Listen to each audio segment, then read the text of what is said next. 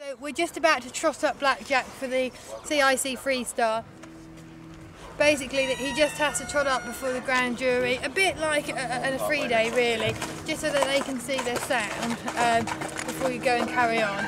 So normally we have to trot up after we've jumped as well. If they do it the other way around, which is normally cross country first and show jump afterwards, then we have to trot up just to make sure. But you know, it should be a formality anyway, so yeah, we'll get that on video for you now.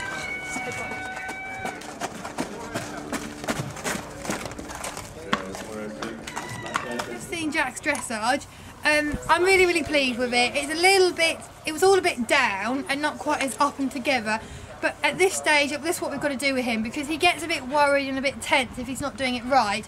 So basically, I'm going to back off him for sort of half the season really, and just go, hey, this is fine, this is chilled, this is easy, you know, just relax, because he can do it, but he spoils it by, like I've said in the past, by getting one or two movements completely wrong because he's got in a fluff and a huff and a puff, and then sort of ruins the rest of the test. So we've just backed off him, just letting him enjoy it, believe he can do it, because it's only his first year of advance, so it usually takes him a season anyway, you know, to be able to sort of really feel confident and established in those movements. So, and for him, especially for him, is he finds it quite difficult anyway, you know, he's not a natural dressage horse. So I was really pleased because it was nice and calm, and things like his changes were clean, you know, and I can always get him a bit off my leg, and the half pass was a bit sharper, but it was just good that it was calm and he didn't get too excited.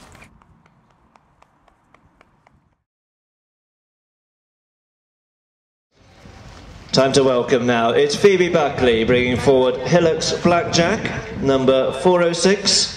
He had a fourth at Belton Advanced earlier this season. Okay guys, we're just going to run you through Jack's show jumping around. I was really pleased with him. Unfortunately, he had two poles down, but they were both in combinations. And if you remember before, I was saying that he likes to be short and into the bottom, it makes him try harder. And if we're off a fence, he's just a little bit casual. Both fences he had down were coming out of a double and out of a combination, where if it's on a longish forward, one stride, two strides, there's not a lot you can do about it. But overall, I was really chuffed with him. And also, I had a long chat with Yogi Breisner afterwards, and he was really pleased. And he said, look, we know this is where his weak point is. So basically, what we're going to do is we're going to put, say, a combination up of 8 yards, which is quite a long, you know, good long striding for him. Put a pole at the 4 yards on the ground, okay? So basically when he jumps in, he has got to reach out. He's got to learn to gain ground, because he's got to get over the pole on the ground, rather than him just putting his own stride in, probably getting to about 6 yards and, you know, being off it. He's actually got to jump over the pole. So trying to learn him to basically, in a combination, on his own, naturally gain ground, because that's his weak point. But you know, it's his first CIC freestyle, there's a lot of atmosphere, he got very wound up going down there, and he coped with it really well. Okay, the first few went clear, and I was thinking, oh God, you know, this is going to be all going to jump clear. Then a lot didn't. So I'm really chuffed with him, and I'm really looking forward to cross country. First to the waters. No problems with the quarry view, those two brushes on the 180-degree turn. Next to go will be Grace Moran with her own Forthill Rusty Nail. First CIC competition. Hi guys, so I've just finished Black Jack's round.